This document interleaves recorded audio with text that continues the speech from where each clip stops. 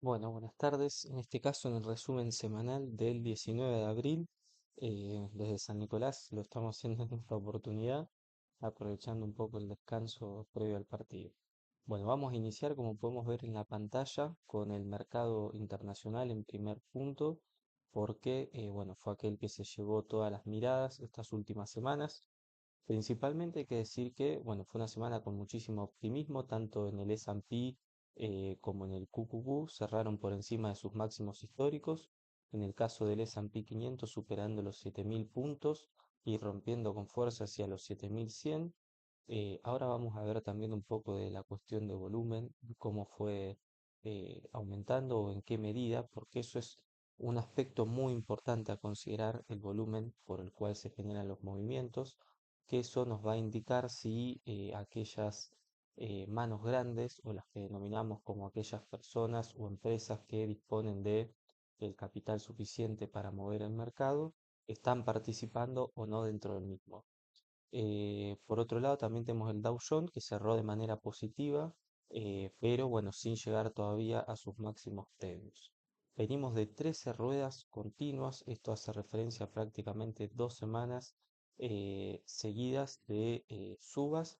Básicamente esto solo ha sucedido 3 veces en la historia dentro del mercado y es la quinta recuperación más rápida que se tuvo. Muy similar este movimiento a lo que sucedió con la temática de los aranceles. Por eso yo venía insistiendo en uno de los videos anteriores que a esos precios muchas de las empresas, más allá de que había una posibilidad de continuar a la baja, porque el conflicto podría seguir persistiendo, ya eran buenos múltiplos de evaluación para empresas de gran capitalización. Bueno, y justamente estos movimientos después se hacen de manera repentina y si uno no va haciendo esos ingresos cautos de a poco, puede quedarse afuera completamente porque la realidad es que uno nunca va a saber cuándo se genera el movimiento de reversión, es decir, cuándo íbamos a dejar de estar en un movimiento de caída y empezar a subir. Muchas veces hay que tomar un cierto riesgo y como decimos, cuando uno invierte en instrumentos de gran valor y que le generan confianza a uno como inversor, puede tomar ciertos ingresos en aquellos momentos donde vea mayores caídas dentro del mercado y bueno, en caso de que siga cayendo, bueno, tener la paciencia correspondiente o en su efecto poder sumar mayores posiciones dependiendo del tipo de caída que se haya generado.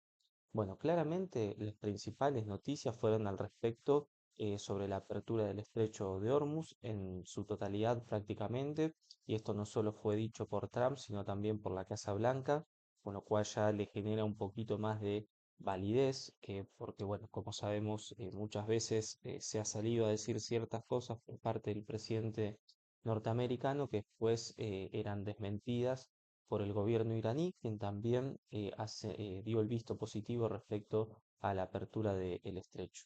Por el contrario, obviamente, a partir de este suceso, el petróleo tuvo una baja significativa. El domingo, es decir, bueno, al momento en el cual se está subiendo este video, va a haber una charla, justamente una reunión entre estos principales mandatarios para tratar de poner un parate definitivo. La segunda noticia viene por el lado de las empresas tecnológicas, que en estos casos el sector venía muy castigado o era uno de los sectores de mayor castigo, principalmente por acuerdos entre empresas, como por ejemplo Oracle cerró un nuevo acuerdo o alianza con Amazon y nuevos anuncios en la introducción por parte de Oracle a lo que es la inteligencia artificial en sus nuevos proyectos y esto generó una suba del 28% en su ponderación. Luego vamos a ver a esta empresa, pero venía muy sobrecastigada, incluso todavía está por debajo de sus niveles de máximos. Así que bueno, también eran empresas que por valuación venían muy castigadas.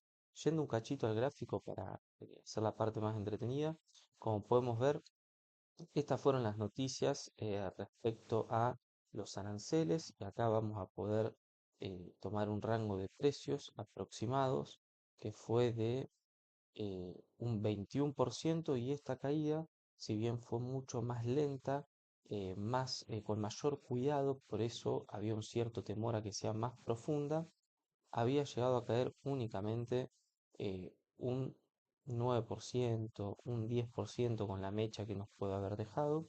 Lo que sí fue significativo en este caso fue el rebote, al igual que en dicho suceso. Estas son velas semanales y podemos ver principalmente estas últimas dos velas, la fuerza con la que se sostuvieron. Es importante destacar y a tener en cuenta que el volumen fue bueno, pero sigue siendo un volumen, como vemos acá, que no superó o es menor a el volumen que se generó en las salidas, en las caídas.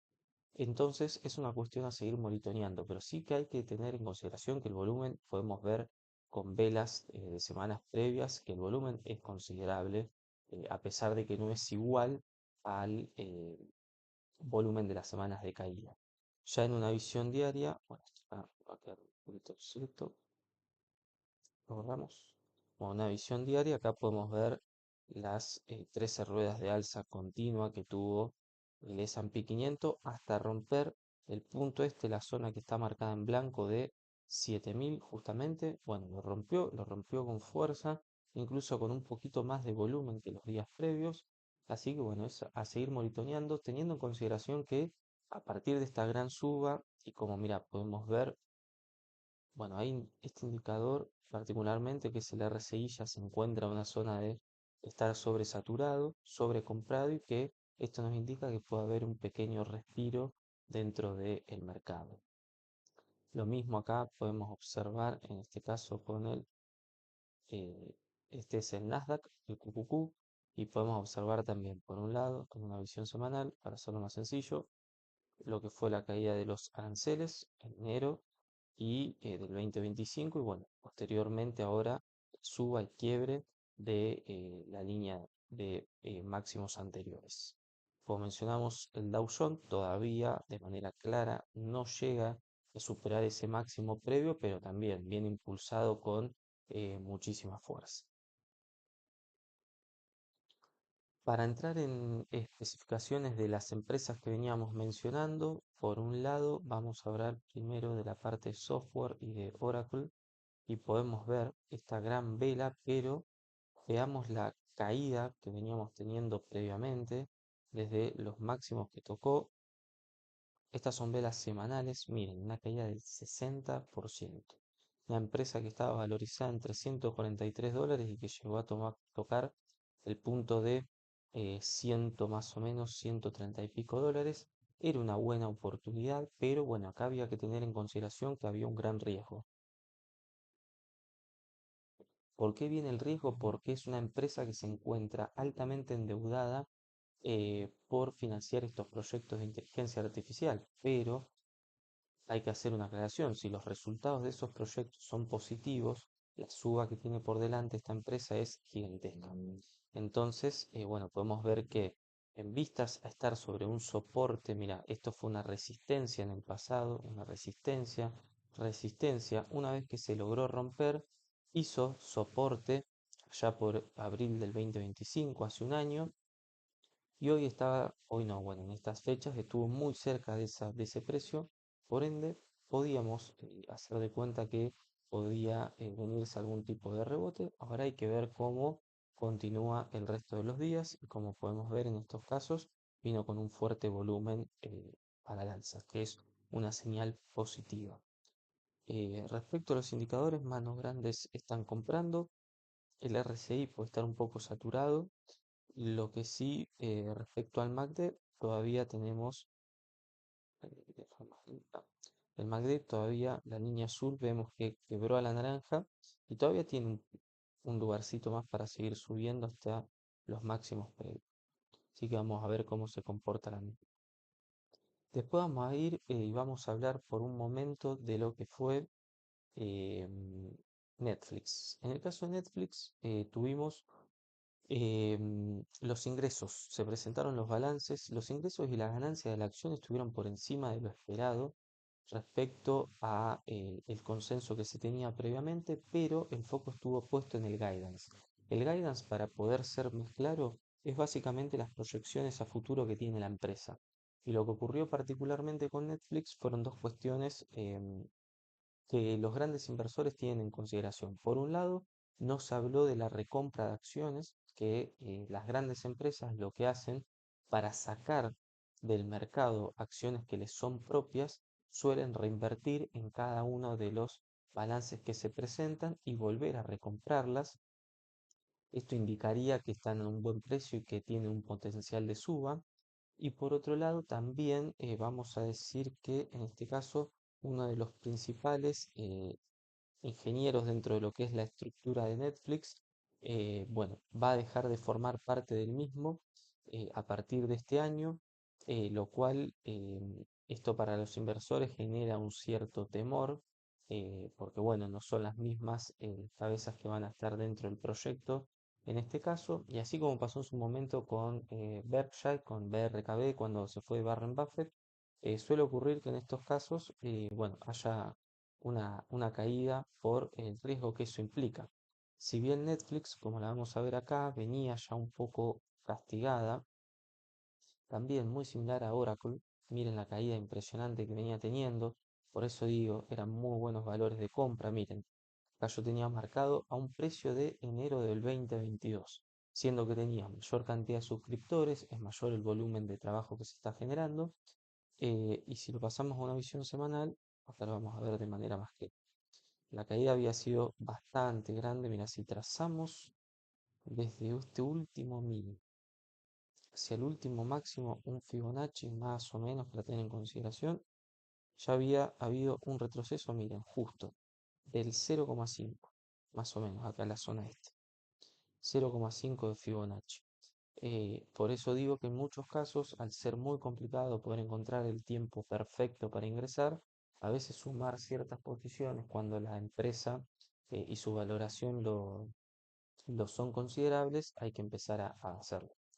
Bueno, en este caso igual llegó a la zona de 74 dólares, 73, rompió el alza, como vemos, llegó a la zona prácticamente de 100 dólares, un soporte que había sido, perdón, un techo que se había dado en el pasado. Bueno, hoy lo vuelve a testear y a partir de la presentación del balance vemos este gran gap, que el gap es cuando se da un salto en el precio entre la cotización de un día y la del otro, y como pueden observar, cayó un 9% en un solo día. Para algunos puede ser considerado un primer indicio para tomar algún tipo de posición, yo iría monitoreando porque son buenos precios para ir acumulando si vas de largo plazo. Si es para hacer algún tipo de trade o hacer algún tipo de movimiento más de carácter mensual, bueno, hay que esperar bien o definir un punto de ingreso con mayor criterio, ya que recién ahora empezó a caer. Bueno, por el lado internacional,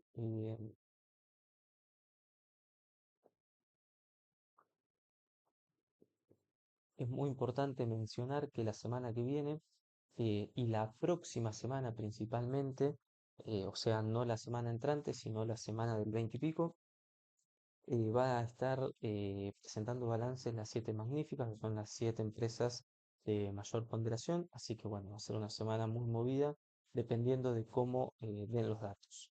Por otro lado, también, como veníamos hablando de las noticias del ámbito internacional, hubo un acuerdo entre Meta y Broadcom. Broadcom le va a proveer chips específicos a Meta para las tareas especiales que justamente estas aplicaciones requieren. Por eso ambas empresas tuvieron una gran suba. En el caso de Meta subió aproximadamente en el acumulado de la semana un 10%. Lo mismo con Broadcom. Y muy importante también tener en cuenta Microsoft, otra empresa que en el sector venía muy castigada y que, bueno, comenzó a repuntar esta semana. Particularmente fue una de las empresas que poco a poco fui tomando posiciones porque considero que es una empresa de primera línea y que estaba sobrecastigada. Podemos observar en sus cotizaciones desde los máximos allá por octubre del 25, una caída del 34% en dólares, con lo cual, bueno, comenzamos a tomar posiciones. Hoy quiebra, o mejor dicho, esta semana quebró lo que fue este canal bajista que tenía muy bien marcado acá en amarillo. Bueno, veremos si ahora yo considero que el precio va a descansar durante unos días por la suba abrupta que tuvo. Podemos observar que se generó una suba desde estos mínimos hasta el máximo de casi, sí, más o menos un 20% en en unas pocas ruedas de una semana más o menos. Por ende es normal que a estos precios se genere algún tipo de descanso. Bueno, y para finalizar con este resumen semanal, haciendo referencia a Argentina ahora, al mercado local, cabe destacar por un lado la aprobación por parte de lo que es el Fondo Monetario Internacional de la segunda revisión en el marco de este programa que tiene establecido con Argentina. Así lo anunciaron Luis Caputo y Cristalina Georgieva durante el miércoles y el jueves, después de varias reuniones que tuvieron en Washington. El fondo estableció y celebró, por un lado, la acumulación de reservas que se viene estableciendo y por otro lado también aquellas, entre comillas, como cada uno lo quiera tomar, conquistas o victorias legislativas en el marco de estas nuevas modificaciones y otras que están por venir. Justamente son las dos condiciones que se siguen estableciendo, que es la que continúe la acumulación de reservas, porque todavía falta caudal para afrontar las deudas que tenemos, no para el 2027, pero sí en vistas a pensarlo para adelante. Falta que obviamente esta segunda revisión la apruebe el directorio y a partir de eso se generaría un desembolso de $1 millón para engrosar las reservas. Por otra parte, también está buscando acuerdos con el Banco Mundial, no para que nos conciban el ingreso de reservas, sino para utilizarlo como garantías en favor de Argentina. Por otro lado, y siguiendo con los datos macroeconómicos y la parte también un poco micro, el AO 27 y el AO 28, después del ruido que habíamos tenido en la semana previa, donde se colocaron, no se habían terminado de colocar los montos que se percibía, principalmente el AO 28, porque, bueno, sabemos que es posterior a las elecciones presidenciales, pero bueno, en este caso se logró colocar el total o el máximo disponible que se había contemplado en este programa, que era de 150 millones en el caso de la licitación. Este bono, bueno, terminó cortando por ende el lado 27, quedó con una tasa nominal anual, una TNA del 5%, mientras que el lado 28 quedó con una tasa nominal del 8,2%. Fíjense la disparidad en un 3% entre un rendimiento y el otro, que justamente te lo da la parte política, como son en la mayoría de los países emergentes. Bueno, por otro lado, en los elementos macro tenemos la inflación. El INDEC dio a conocer el número de inflación, como lo mencionamos en nuestro Instagram el día martes, si no me equivoco, martes 14, donde terminó ascendiendo al 3,4. Las perspectivas estaban en un 3,3, entre un 2,7 y un 3,3. Finalmente fue por encima. Obviamente que en este caso tenemos en marzo lo que es la estacionalidad, que es la parte educativa, que normalmente tiende a ser un mes de inflación. Y por otro lado también jugó una mala pasada, bueno, todo lo que fue el conflicto con Medio Oriente, que generó una suba considerable en la parte eléctrica y todo lo que es el petróleo y demás.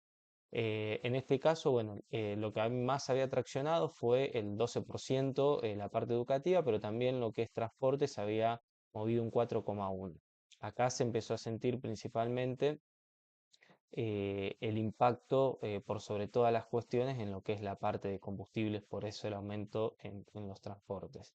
Igual, más allá de eso, la buena noticia, entre comillas, si se quiere, es que lo que son las consultoras dan en abril una inflación por debajo de este número, que la incluyen entre un 2,7 a un 3% aproximadamente. Bien, por otro lado, las reservas del Banco Central, la autoridad monetaria compró 6.000 millones de dólares de acumulación, sigue con un pie en el acelerador respecto a este programa que tiene como objetivo seguir acumulando las reservas. Todavía queda bastante por llegar al objetivo que se tiene planteado, principalmente por el Fondo Internacional, pero las reservas internacionales están en la zona de 45 millones de dólares. Bueno, esta semana se dio una dinámica opuesta en lo que fue el mercado porque tuvimos justamente un mercado internacional muy fuerte que traccionó al alza y como veníamos contemplándolo en las semanas previas, es importante destacar que en Argentina el índice está compuesto en su composición, para la redundancia, principalmente por empresas energéticas, que obviamente frente a la estacionalidad o al estancamiento que tuvo el conflicto, sus cotizaciones se vieron desfavorecidas como es el caso de YPF. Acá me queda mencionar algo teniéndole una visión mensual, podemos ver que ya había llegado a un punto que previamente había sido máximo y había rebotado posterior, o sea, se conformó una resistencia básicamente allá por el año 2010. Volvimos a este precio en el diciembre del 24 y lo que cabe destacar es que cuando se llega a estos puntos, donde acá tenemos una nueva intersección, como se puede apreciar 30 de marzo del 26, bueno, siempre hay que tener en vistas, a mi criterio personal, que son momentos muchas veces cuando vemos que es un punto muy fuerte para romper, empezar a tomar ganancias de los activos a los cuales capaz podemos haber hecho un muy buen movimiento. Si alguno ingresó por esta zona, fíjese que ya tiene desde esta línea que yo marqué como un techo o resistencia, un 16% en dólares. Es una suba muy considerable, es ganar más de el doble de lo que te da un bono norteamericano, casi 4 veces lo que te da un bono norteamericano más o menos. Entonces uno tiene que tener en consideración esas cuestiones y saber tomar ganancias. Quien no lo haya hecho o quien no ha asumido todavía posiciones en YPF, estamos en un buen punto, se podría considerar, porque volvemos a lo que antes fue resistencia en esta oportunidad de corto plazo.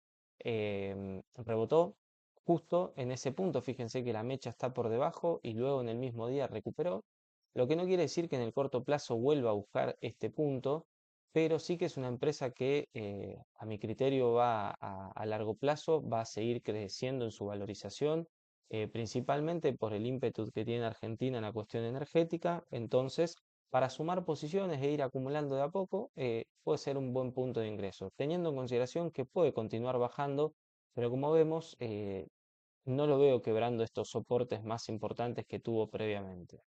Eso por un lado. A diferencia de lo que sucedió con esto, lo que es la parte financiera fue la que se vio un poco favorecida, tampoco hubo grandes subas en general, pero podemos decir que el mercado, el Merval, perdón, cerró un 2,5 negativo, pero bueno, básicamente este 2,5 se pudo ver frenado principalmente por esta disparidad que existe entre los bancos y las empresas energéticas. Fue una semana relativamente buena para la parte financiera, tampoco es que ha sido tan positiva. Pero bueno, como vemos, venimos de ya un par de semanas al alza, pero sin poder quebrar este techo dinámico que todavía, fíjate que acá lo volví a testear y puede meterse nuevamente hacia abajo.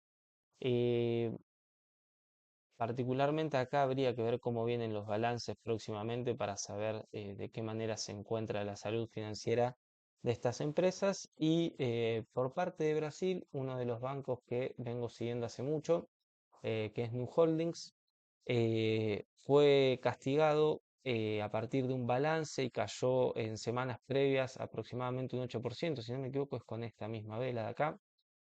A partir de eso, un banco en el cual vuelve a rebotar en una zona que antes fue resistencia, la convirtió en soporte.